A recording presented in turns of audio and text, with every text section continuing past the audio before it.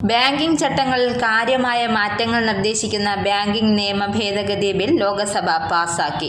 നിലവിലെ single nominee സമ്പ്രദായത്തിന് പകരമായി നിക്ഷേപകർക്ക് അവരുടെ ബാങ്ക് അക്കൗണ്ടുകൾക്കോ സ്ഥിര നിക്ഷേപങ്ങൾക്കോ വേണ്ടി 4 വ്യക്തികളെ വരെ നാമനിർദ്ദേശം ചെയ്യാൻ അനുവദിക്കുന്നതാണ് ബില്ലിലെ പ്രധാന ഭേദഗതി.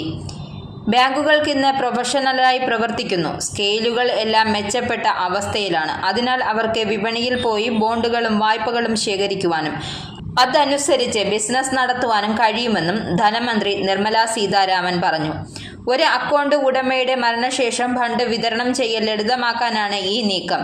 ഈ മാറ്റം കുടുംബങ്ങൾക്ക് ഫണ്ട് ആക്സസ് സുഗമമാക്കുകയും നടപടിക്രമങ്ങളുടെ കാലതാമസം കുറയ്ക്കാനും ചെയ്യും. ബാങ്ക് ഡയറക്ടർഷിപ്പുകളുടെ പരിധി 5 ലക്ഷം രൂപയിൽ നിന്നും 2 കോടി രൂപയായി ഉയർത്താനാണ് ബില്ലിലെ മറ്റ് സുപ്രധാന പരിഷ്കാരങ്ങളിലൊന്ന്. നിയമാനുസൃതമായ ഓഡിറ്റർമാർക്കുള്ള പ്രതിഫലം തീരുമാനിക്കുന്നതിലും ഇത് ബാങ്കുകൾക്ക് കൂടുതൽ സ്വാതന്ത്ര്യം നൽകും.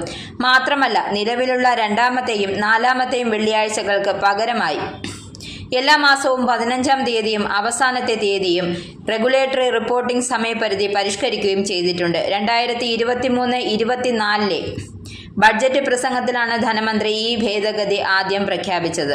1934 റിസർവ് ബാങ്ക് നിയമം, 1949 ബാങ്കിംഗ് റെഗുലേറ്ററി നിയമം, 1970 ബാങ്കിംഗ് കമ്പനികൾ നിയമം, ബാങ്കിംഗ് അണ്ടർടേക്കിങ്ങുകളുടെ ഏറ്റെടുക്കലും കൈമാറ്റവും നിയമം, 1980 എന്നിവ ഭേദഗതി ചെയ്യാനാണ് നിർമ്മല സീതാരാമൻ ബിൽ മുന്നോട്ട് വച്ചിരിക്കുന്നത്.